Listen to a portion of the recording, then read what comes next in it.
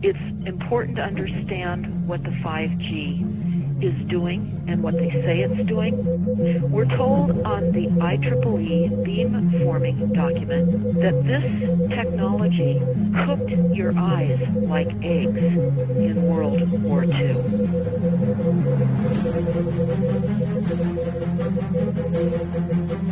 And you all need to understand these are military weapons. These are assault frequencies. If you garner nothing more than that, that's what you need to know. It's microwave radiation warfare, is what this is. You're going to feel it, whether it's from satelliters, whether it's from cell towers, whether it's from aircraft, whether it's from a truck, whether it's from a stationary base. You know, the main thing is that if you are in that field, then you're going to feel it. So, you know, it's the same thing as it's basically the same as a cell phone, because it doesn't make a difference where you are in the country. If I call your cell phone, it's going to ring. Right. Okay, well, this is the same exact thing. Once I have your bio-coded information about your biocode, I just transmit that off all the towers in the United States, and you're harassed no matter where you are. There's a bioresonance to every individual, just like our fingerprint. Every person has an individual DNA, a different bioresonance. And so the original Stocklin patent is on my website, where Stocklin was able to go voice to skull with pulse transmissions in 92. And then after the rest of the development went black ops. We don't really know what happened after that. We knew we could put voices in group people's heads.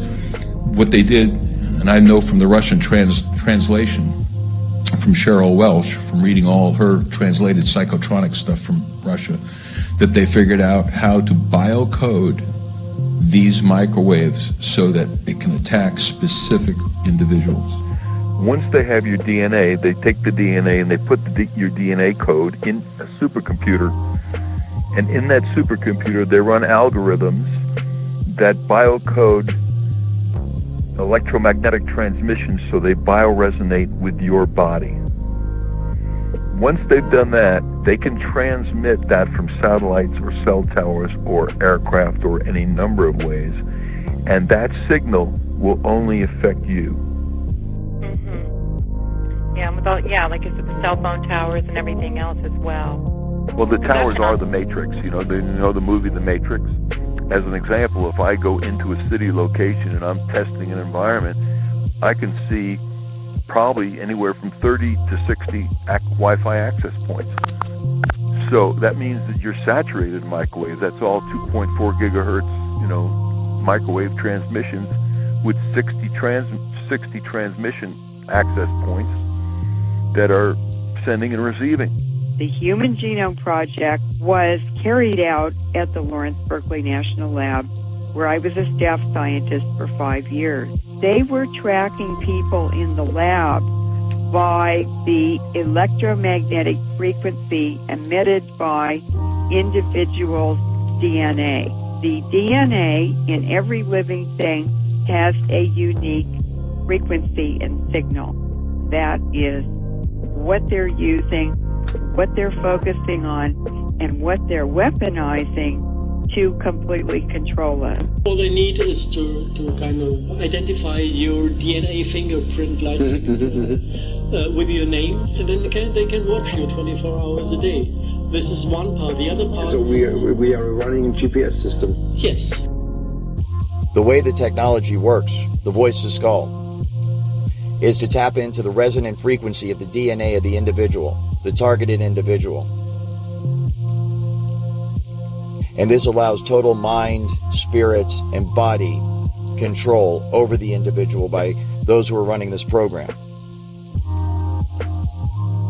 Since I saw on a daily basis how intimately involved in this program of voice to skull social engineering and gang stalking my private security company was, I couldn't help but notice that our client, one of the largest corporations in America and indeed the world, just happened to have a massive database of DNA on its property.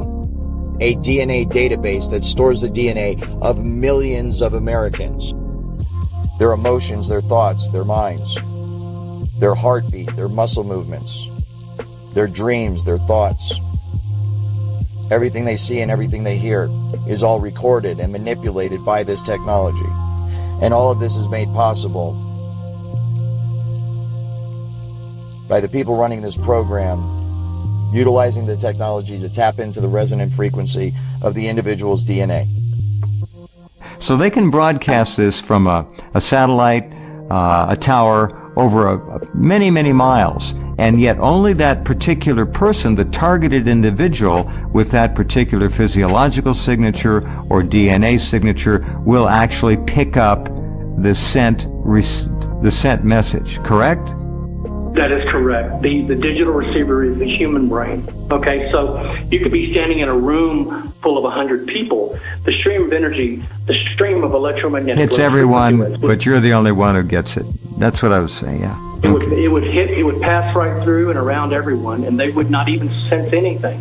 But the victim would absorb the energy and feel its effects, because only the victim possesses that specific brainwave signature, which the stream of energy is tuned into. The supercomputer begins to monitor all electromagnetic activity of the victim's brain by way of this bidirectional stream of energy. And it begins to monitor and download all that information back into its database. The system, the supercomputers are designed to clone, to download one's entire persona and psyche back into its database. Because of my responsibilities in surveillance as a otherwise normal security specialist, I was showed this technology at work. And it was through the perspective, of course, of the camera, and what I was told that it was obvious it was being used through the eyes of the targets.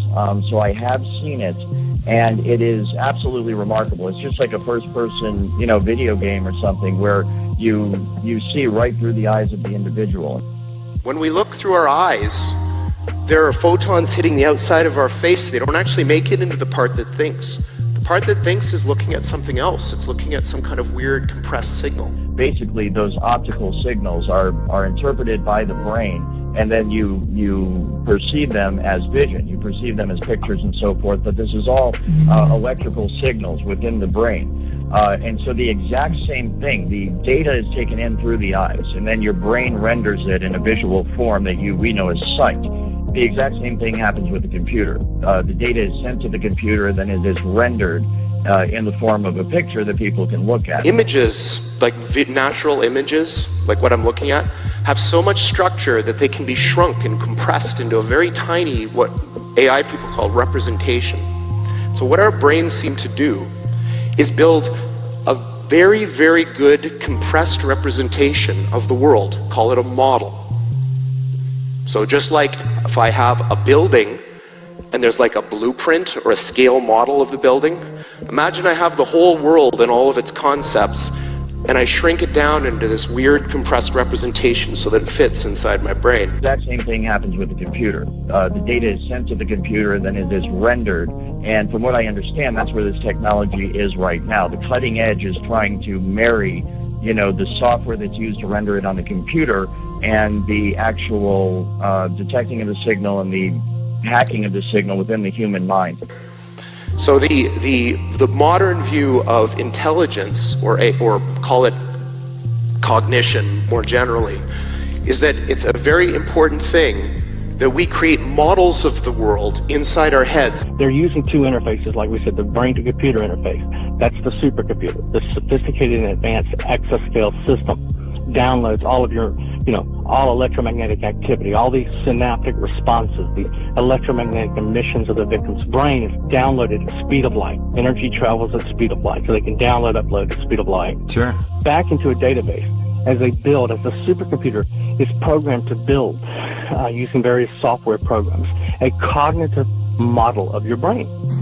And what we are trying to do is to use this precious knowledge to build machines that can actually create, manipulate, and use these parallel realities in the service of this one. We want to grab those parallel realities from this abstract space in which they live and crunch them down into this chip. To eventually achieve direct behavioral control over you. And then based on, that cognitive model being complete, begin to be able to predict and influence in advance the reference choices of the victim during thought composition. As the victim is formulating his thoughts and preparing to act, the supercomputer already has that persona and psyche, all your emotional state downloaded, every vector of your emotional state downloaded, so I can already predict and influence those events in your life in advance and achieve direct behavioral control over you. And they had created a digital model of Earth and everybody in it, down to a digital GPS coordinates model up to even a vertical dimension of 1.5 centimeters, every building, every roadway, everything. And what they want to do is create an Internet of Things where in digital space they know exactly what you're doing in real time. They want to know in real time what shows you're watching, what sandwich you're eating, what part of the house you're walking around. They want to know everything. Where they are literally just seeing what it's like for someone to eat a sandwich, what it's like, the emotional response and the brain activity when someone is insulted, when someone gets love, when someone interacts with someone, all of these different aspects of the human experience, so that my original thought was that they are using it to be able to program the technology itself. Robots the smartest people. Artificial intelligence, AI. The idea is to port the software from the human brain. So what you've heard about AI is not what we mean by AI. What we mean by AI is a software system that can do literally anything that a human can do. Literally anything. In fact, the very nature of the research and development program that is going on in Seattle, Washington, and I think by extension what's being done to TIs around the country is very largely geared towards the monitoring of human beings for the specific purpose of recording every aspect of human existence, to monitor our thoughts, to monitor our emotions and our feelings, to inform computer software that is used on robots, that is used on computers themselves, to make them as human-like as possible. And obviously, computers are better at things than people in lots of different ways. So now imagine, not only can they do everything that a human can do, but they can do everything that the best human at any task could do better than them. In 2003, they launched what's called the AI system, which is a intelligent supercomputer with the intelligence of a human being. In other words, a smart human being, but able to think 10 trillion times faster, with the access to all known knowledge and history, and a complete access to the internet and all of the communication pathways. If in fact the algorithms that are now believed to underpin certain aspects of cognition can be run on a quantum computer, the kinds of life or kinds of species that you'll get from that will be qualitatively better.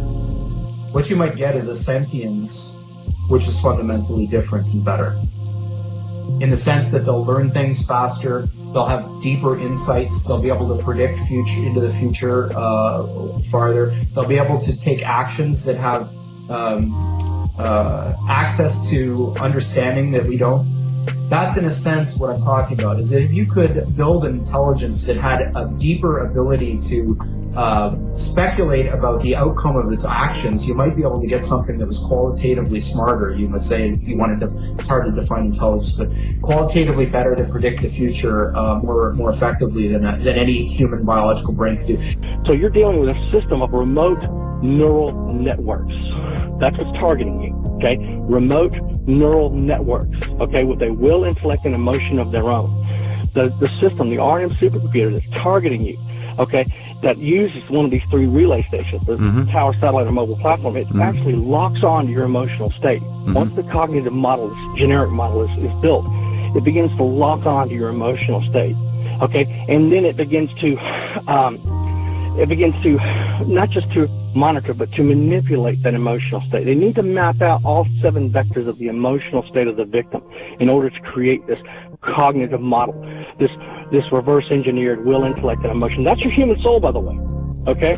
The human soul is the will, intellect, and emotion of the victim. They figured out what to do with the human body. The 5 senses, they can pretty much achieve whatever they want by manipulation of the human anatomy with this mind control technology. Now they're going after the soul, the will, intellect, and emotion. I could build, I think, a soul. Here's how I would do it.